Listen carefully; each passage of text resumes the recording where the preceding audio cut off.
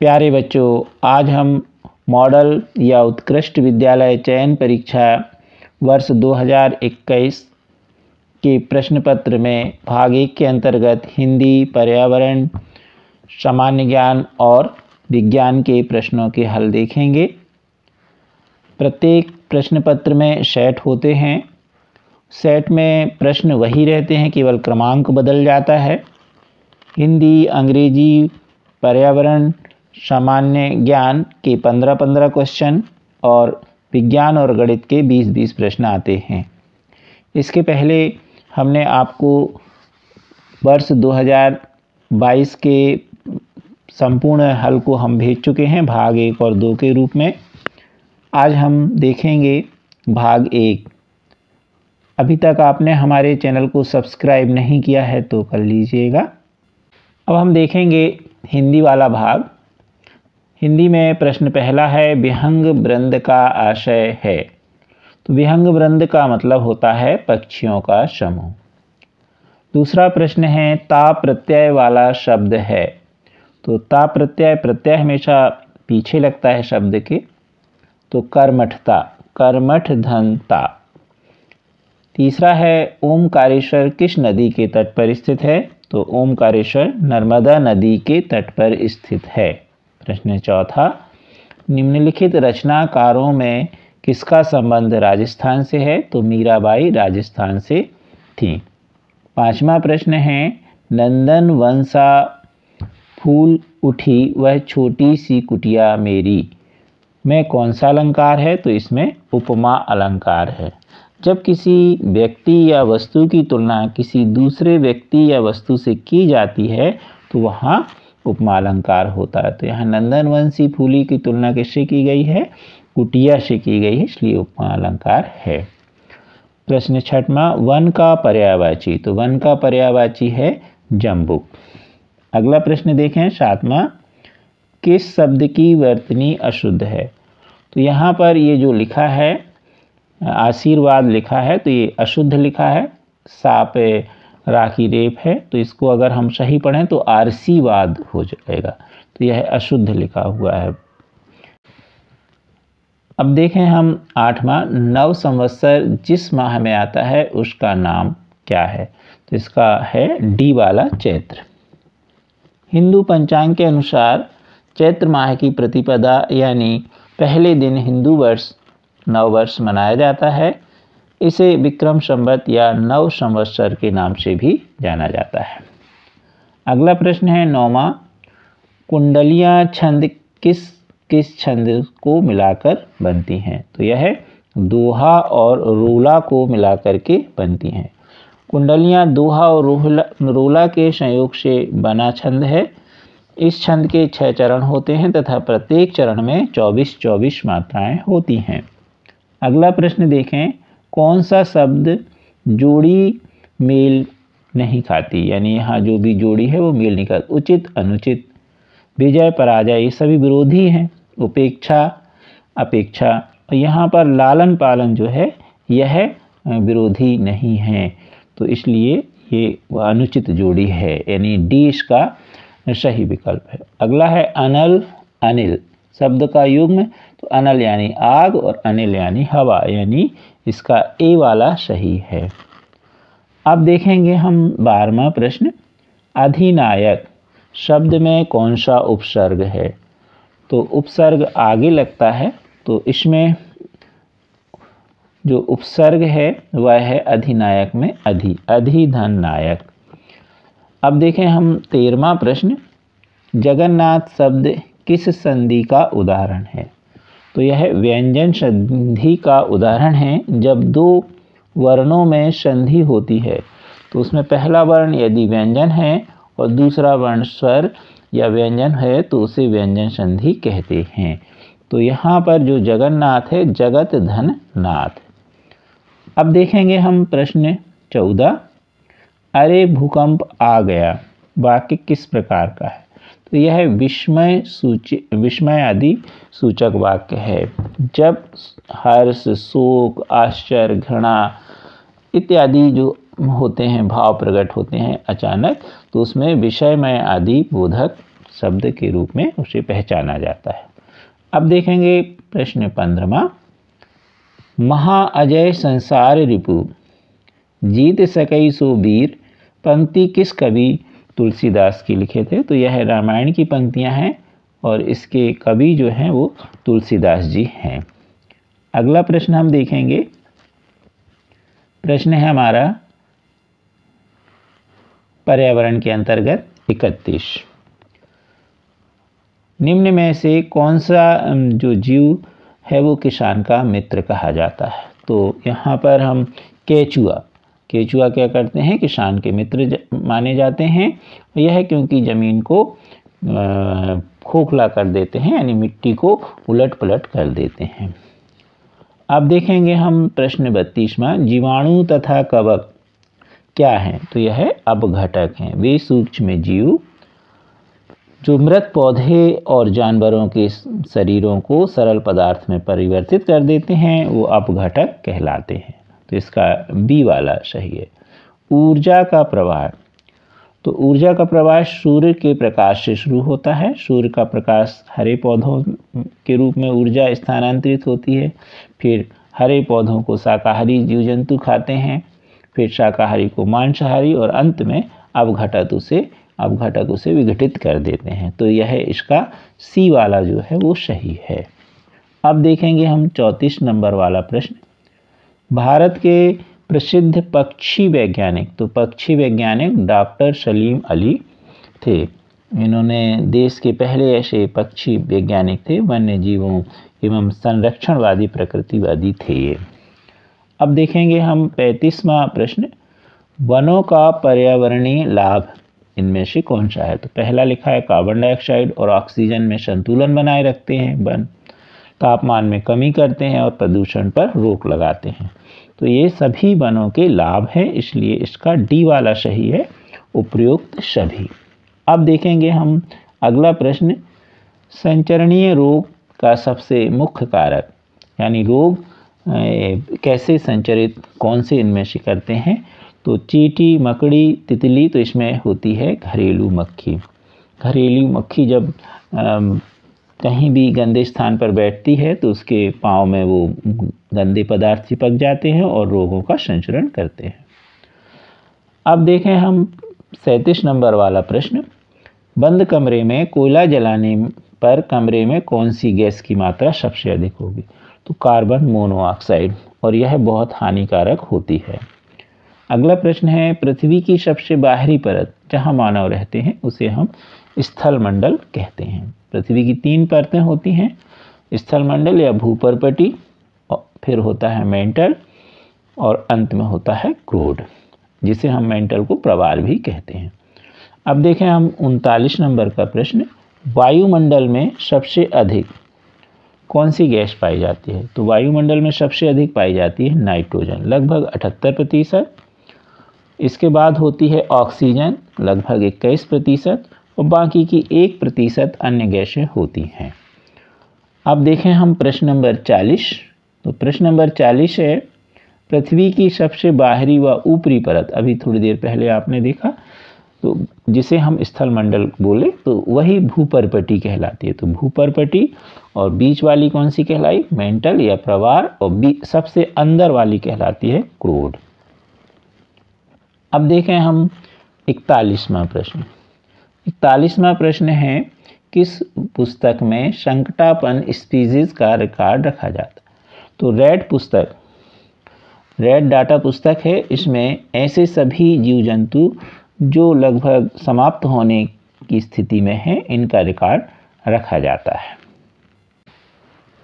प्रश्न 42, खगोलीय विद्या का वर्णन किस वेद में है? तो ऋग्वेद में है।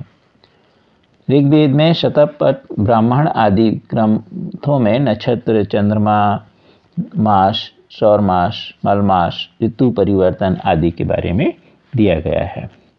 अब देखेंगे हम प्रश्न नंबर 43, पृथ्वी की भूपर्पटी भाग में पिघला हुई जो चट्टानें होती हैं, जब वो ठंडी हो जाती हैं तो कौन सी चट्टानें या शैलें कहलाती हैं? तो ऐसी चट्टानों को हम आग्नेय शैल कहते हैं। अगला प्रश्न है 44, कुनैन नामक दवा बनाई जाती है? तो यह सिनकोवा वृक्ष से बनाई जाती है। सिनकोवा एक सदाबहार पादप है जो झाड़ी अथवा ऊंचे वृक्ष के रूप में उपजता है। इसकी छाल से कुनैन नामक औषधि बनाई जाती है जो मलेरिया ज्वर में यानी मलेरिया नामक रोग में उपयोग में आती है। 45 प्रश्न है, पारिस्थितिक तंत्र शब्द के उपयोग का श्रेय दिया जाता है? तो टेंसेले को दिया जाता है। अब इसका तीसरा भाग देखें हम, सामान्य ज्ञान में 46वां प्रश्न है, मध्य प्रदेश का स्थापना दिवस क्या है? तो मध्य प्रदेश का स्थापना दिवस 1 नवंबर 1956 में जो मध्य प्रदेश है इसका गठन हुआ या अस्तित्व में आया। 47वां प्रश्न, धुआंधार जलप्रपात कहाँ स्थित है? तो धुआंधार जलप्रपात जबलपुर में है और यह नर्मदा नदी पर बना हुआ है। यह लगभग 40-50 फीट ऊपर से यहाँ पर जलप्रपात बनता है। मध्य प्रदेश की कौन सी जनजाति सबसे बड़ी जनजाति है? तो कौन सी है? भील। भील गुजरात, मध्य प्रदेश, छत्तीसगढ़, महाराष्ट्र और राजस्थान में एक अनुसूचित जनजाति के रूप में जानी जाती है। 49वां प्रश्न है, सन 1828 ईस्वी में ब्रह्म समाज की स्थापना किसने की? तो राजा राम मोहन ने की थी। इन्हें आधुनिक भारत का इन्हें जनक भी कहा जाता है। प्रश्न 50वां, मध्य प्रदेश की औद्योगिक नगरी के नाम से किस शहर को जाना जाता है? तो इंदौर को। इंदौर को मध्य प्रदेश की औद्योगिक नगरी के नाम से जाना जाता है। इसे मिनी बॉम्बे भी कहते हैं। 51 नंबर का प्रश्न, निमाड़ का प्रसिद्ध लोक नृत्य? तो यह गरबा है और यह नौ दुर्गा के नवरात्रि के समय मनाया जाता है या डांस किया जाता है, लोक नृत्य किया जाता है। अब देखें हम 52 नंबर का प्रश्न,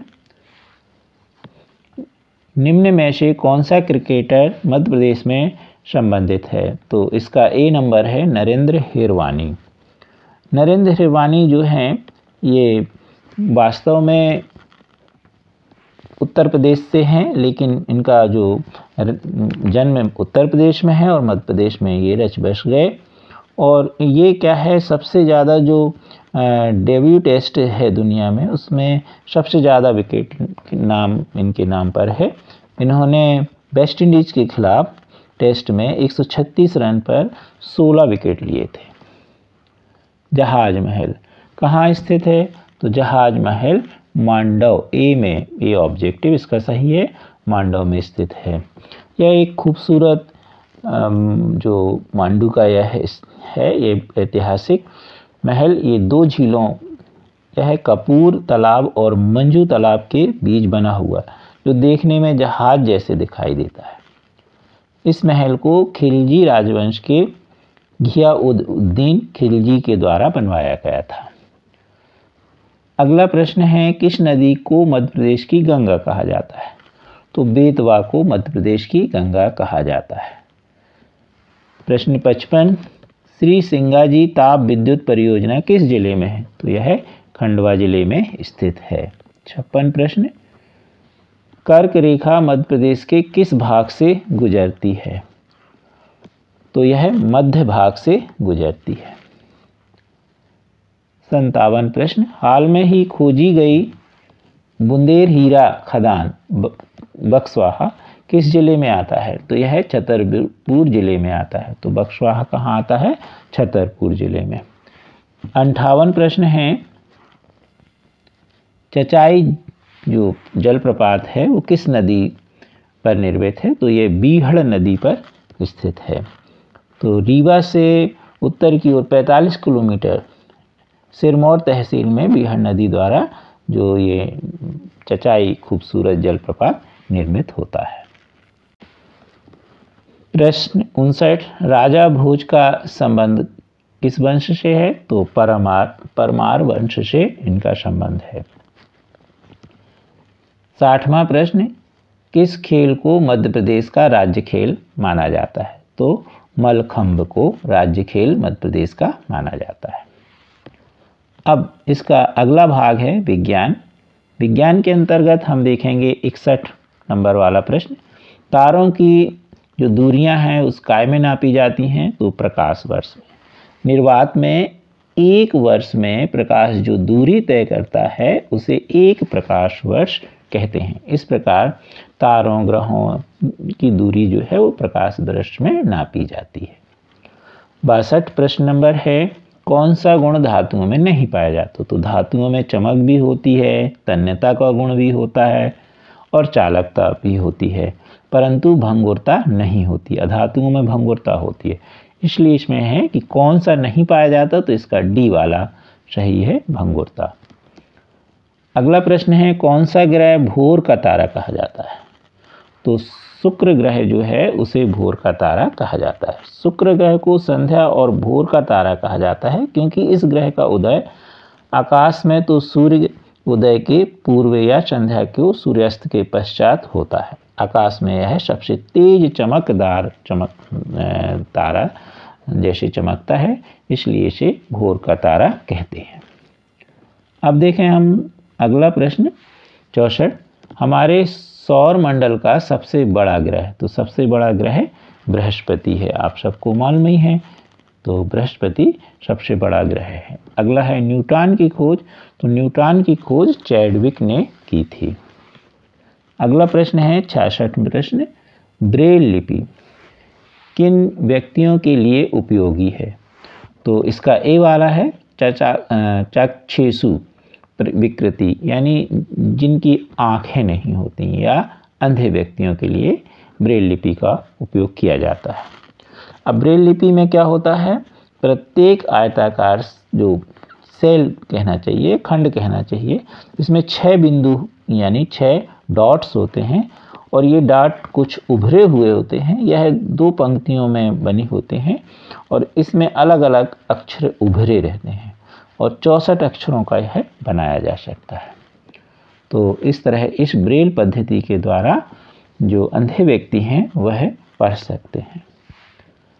अगला प्रश्न है, स्वतंत्रता पूर्वक लटकाने पर चुंबक किस दिशा में ठहरता है? तो स्वतंत्रता पूर्वक लटकाने पर चुंबक हमेशा उत्तर दक्षिण दिशा में ठहरता है, इसलिए इसका बी वाला विकल्प सही है। अगला है नवीनीकरण ऊर्जा स्रोत का उदाहरण, तो इसका उदाहरण है सौर ऊर्जा। कोयला, पेट्रोलियम, एलपीजी ये सभी समाप्त हो जाएंगे। तो नवीनीकरण मतलब जो पुनः ऊर्जा के रूप में हमें प्राप्त हो सकें, तो सौर ऊर्जा, पवन ऊर्जा, जल ऊर्जा ये सभी जो हैं वो कौन से अंतर्गत आते हैं? आपके नवीनीकरण ऊर्जा स्रोत के रूप में। अगला प्रश्न है 69, सूर्य का प्रकाश कितने रंगों से मिलकर बना है? तो आप जानते हैं इसका सी वाला सही है, सूर्य का प्रकाश 7 रंगों बैगनी, आसमानी, नीला, हरा, पीला, नारंगी और लाल रंगों से मिलकर के बना है, 7 रंगों से। अगला 70 नंबर का प्रश्न है, सौर मंडल में कुल कितने ग्रहों की संख्या है? तो पहले 9 ग्रह होती थी, परंतु अब कुल 8 ग्रह हो गए हैं, प्लूटो को हटा दिया गया है। बुध, शुक्र, पृथ्वी, मंगल, बृहस्पति, शनि, यूरेनस और नेपच्यून। हैजा रोग होता है, तो यह जीवाणु के द्वारा होता है। हैजा रोग किसके द्वारा होता है? जीवाणु के द्वारा। अब देखें हम निम्न में किस तत्व का नाम संस्कृत भाषा में लिया गया है? तो सोडियम, तांबा, सल्फर, जस्ता, तो इसमें है जस्ता। जस्ता शब्द जो है संस्कृत भाषा से लिया गया है। संस्कृत भाषा के वे शब्द जो हिंदी में ज्यों कि त्यों बिना किसी परिवर्तन के लिए गए हैं उन्हें हम तत्सम शब्द भी कहते हैं। 73 नंबर पर हम देखें, निम्न में से किस धातु का उपयोग खाद्य सामग्री को लपेटने में किया जाता है? तो एल्युमिनियम का किया जाता है। आपने देखा होगा जब हम होटल से खाना मंगाते हैं तो उसके ऊपर एक पन्नी चमकदार लगी रहती है, वह एल्युमिनियम की परत होती है। तो एल्युमिनियम की परत क्या करती है कि ये खाद्य पदार्थों में जब इसको लगा देते हैं तो यह ऊष्मा की कुचालक रहती है और पदार्थ जो भी आपने मंगाए हैं खाद्य पदार्थ वो गर्म बने रहते हैं। अब देखें हम अगला प्रश्न अपतन कोण परावर्तन कोण के बराबर होता है, तो सदैव बराबर होता है। इसे हम स्नेल के नियम से भी जानते हैं। अगला प्रश्न है विद्युत विभव की इकाई। तो विद्युत विभव की इकाई है वोल्ट। सूर्य की असीमित ऊर्जा का स्रोत क्या है? तो सूर्य की क्रोड में नाभिकीय संलयन प्रक्रिया होती रहती है। जो हाइड्रोजन गैस है उसका नाभिकीय संलयन होता रहता है और ऊर्जा मुक्त होती है। यही सूर्य की ऊर्जा का स्रोत है। अब देखें हम 70 नंबर वाला प्रश्न। पृथ्वी का प्राकृतिक उपग्रह। प्राकृतिक उपग्रह ऐसे उपग्रह जो मनुष्य ने बनाए उन्हें हम कृत्रिम उपग्रह, और जो प्रकृति के द्वारा बने उन्हें हम प्राकृतिक उपग्रह कहते हैं। तो पृथ्वी का एकमात्र प्राकृतिक उपग्रह चंद्रमा है। अगला है विद्युत बल्ब का फिलामेंट किसका बना होता है? तो यह है टंगस्टन का बना होता है। किसका बना होता है? टंगस्टन का। टंगस्टन का क्यों बना होता है? क्योंकि इसका गलनांक उच्च होता है। यदि हम कम गलनांक वाला पदार्थ का फिलामेंट बनाएंगे तो जल्दी गल जाएगा और बल्ब जल्दी फ्यूज हो जाएगा। अगला प्रश्न है 79 नंबर का। एक धातु का गोला दो समांतर दर्पणों के मध्य रखा है, तब बनने वाले प्रतिबिंबों की संख्या तो अनंत होगी।